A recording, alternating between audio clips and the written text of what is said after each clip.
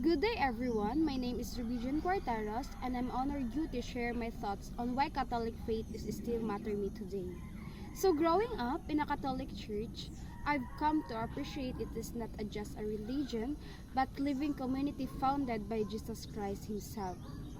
So the Catholic Church teaches that God created everything, the universe, earth, and every human being. I find comfort in knowing that my life is not just a random accident, but a part of God's loving plan. We are made in God's image, which means we have dignity to purpose. This belief encourages me to respect myself, also to others, because everyone is have a valuable. Morality is in the Catholic faith about living in love and truth in every human being. I find comfort in knowing that myself is not a random accident, but a part of God's loving plan. We are made in God's image, which means we have dignity and purpose. So this beliefs encourages me to respect myself, also to others, because everyone is vulnerable. Morality in the Catholic faith is about living in love and truth. The Church guides us to make choices that reflect God's love, like being honest, kind, and caring. It is not always easy, especially with the many distractions around us. But I've learned that striving that good life brings peace and fulfillment me.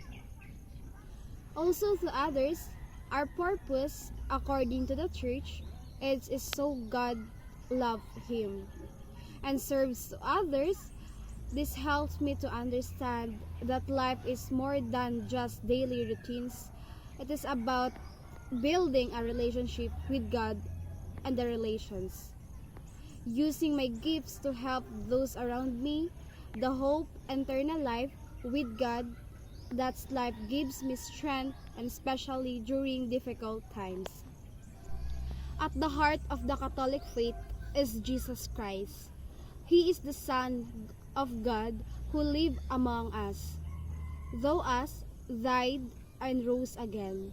What inspires me most be that Jesus is still present today, especially in the Eucharist.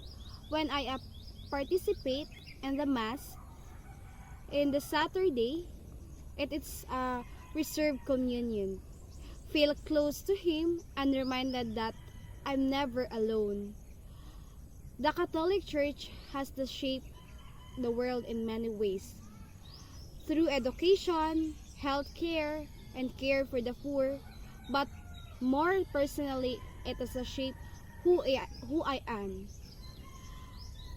Through prayer, the sacraments, and my parish community have found guidance, hope, and the sense of belonging.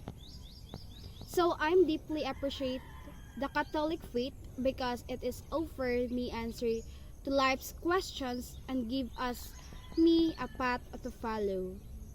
It teaches me about love, forgiveness, and purpose of most importantly, it helps me to see that I am loved unconditionally by God.